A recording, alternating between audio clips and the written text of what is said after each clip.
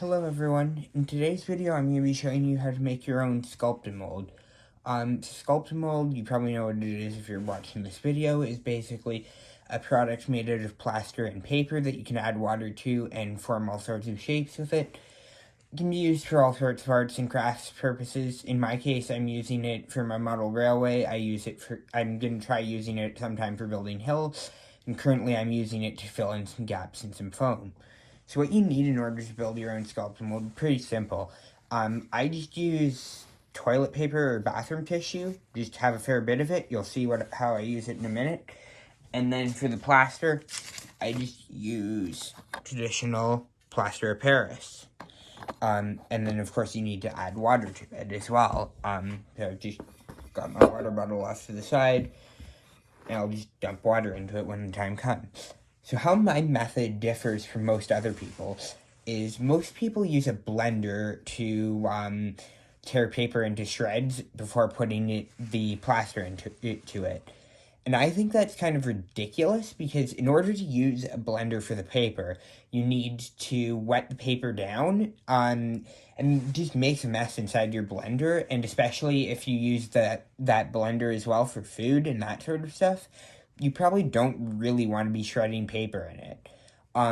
So what I found you can do is you can literally just grab your toilet paper here and rip it into little pieces. It doesn't have to be super tiny, they just need to be reasonably small, and you can use that just to fill the pie plate with before mixing your plaster in it. Most people don't try this. I'm assuming people think it means it'll turn all clumpy or something like that. I haven't found it causes any issues. It just becomes the same consistency of everything else. So I'll switch to doing a time lapse and tear this paper to shreds.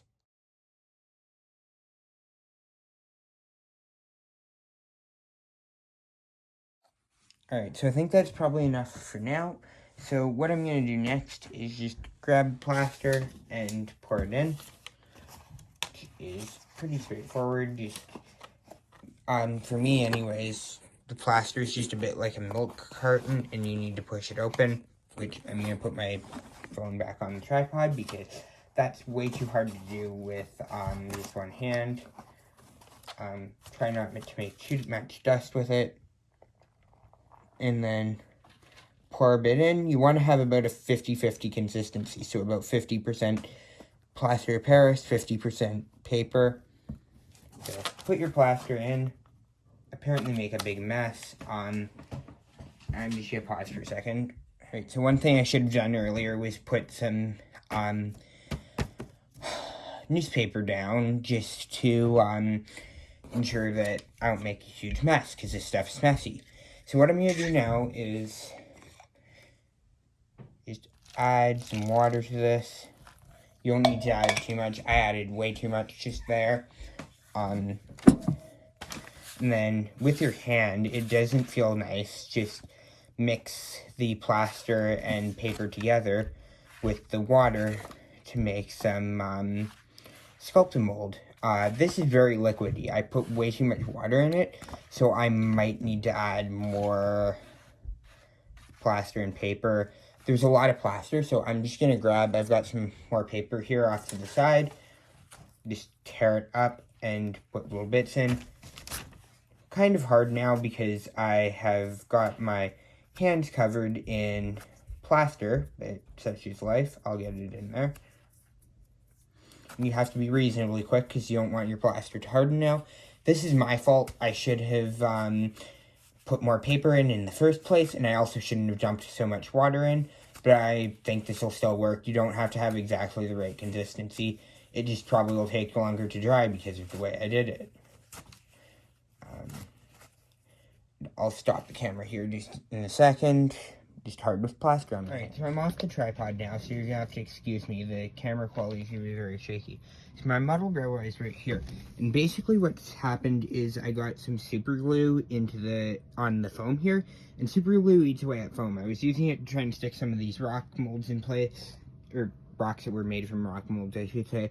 It didn't work well. I should have used some other type of adhesive that's foam friendly, because some of it dripped down and made a big mess. You can see here I tried using some to pat that up. I ain't flattened enough, that's what's so lumpy. But as you can see here, if I touch it, sorry, I'm doing this single-handedly, it's pretty hard. It's nice and firm now, and if you wait for it to dry, it will be. So what you do is, I've got this all mixed up here now. I just kept mixing the plaster, water, and toilet paper. And disclosure, if you buy actual Sculptamold, it is of a different consistency than this, but this works perfectly fine. And also the reason I do this is because I live in Canada, and I've not been able to find any Sculptamold anywhere here. I've seen it on Amazon, but it's for ridiculous prices, so that's why I do this. Anyways, I was a bit sidetracked there, so I'm just going to fill these gaps here with a bit of Sculptamold. Just put it in the hole, and try your best to flatten it out. It's not always going to be 100% smooth, but you can always sand it down later, if you feel like you need to. I probably will have to do that eventually, because I'm planning on putting some buildings here. I just probably like a factory or something that serviced my road, because I've already ballasted my track. I was going to put in a railway siding, but I totally forgot about that, and I think it's too late now, because I don't feel like messing around with that ballasting. Though I do need to anyways, because the switch is broken. So who knows. Anyways, I'm rambling, but yeah, basically you just pat this into the holes, try and get it nice, as smooth as you can, and then if you need to sand it down later, you can. Anyways, that's going to be about it for this video. Thank you all for watching. Sorry for the low production content. I've just never seen anyone make Sculptamold in this way.